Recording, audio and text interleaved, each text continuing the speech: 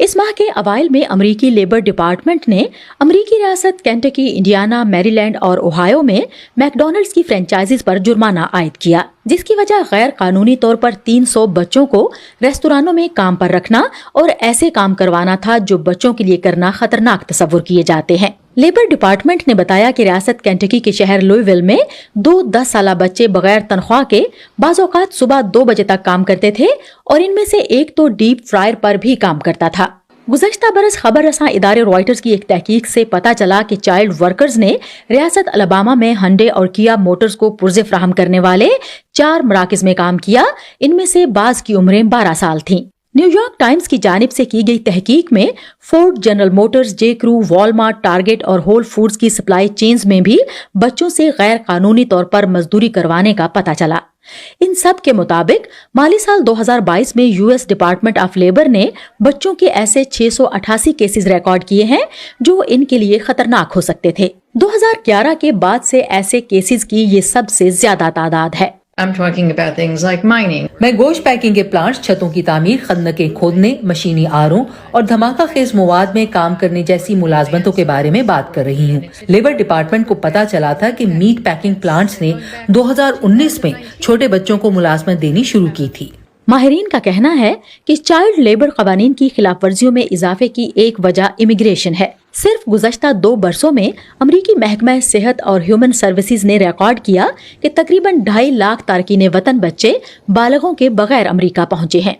Those kids are desperate for jobs and for income. وہ بچے بہت شدت سے ملازمتوں کی تلاش میں ہوتے ہیں تاکہ واپس اپنے ملکوں وسطی امریکہ اور میکسیکو پیسے بھیج سکیں۔ انہیں امریکہ پہنچنے کی فیس بھی ادا کرنی پڑتی ہے، یعنی انسانی اسمگلنگ کی فیس۔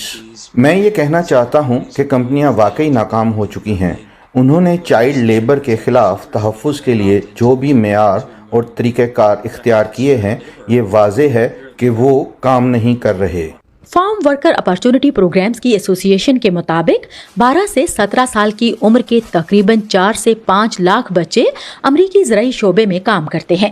کچھ ریاستیں 10 سے زیادہ عمر کے بچوں کو کھیتوں میں کام کرنے کی اجازت دیتی ہیں۔ دوسری جانب U S department of labour کے مطابق زراعت کے شعبے کو کم سے کم اجرت اور اوور ٹائم تنخواہ سے متعلق کچھ وفاقی قوانین سے استثناء حاصل ہے۔ We have exemptions. ہمارے پاس فیئر لیبر سٹینڈرڈز ایکٹ میں چھوٹ ہے، اور یہ چھوٹ صرف 12 سال کی عمر کے ان بچوں کو کھیتوں میں اس وقت تک لامحدود گھنٹوں کام کرنے کی اجازت دیتی ہے جب تک کہ وہ باقاعدگی سے اسکول جا رہے ہوں۔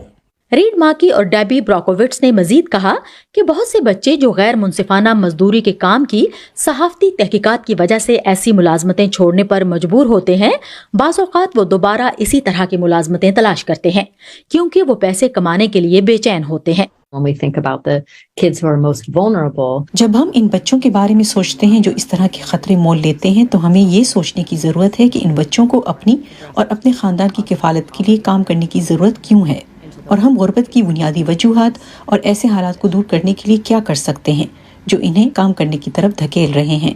National centre for children in poverty کے مطابق اس وقت امریکہ میں 1 کروڑ 10 لاکھ سے زیادہ بچے وفاقی غربت کی لکیر سے نیچے زندگی گزار رہے ہیں۔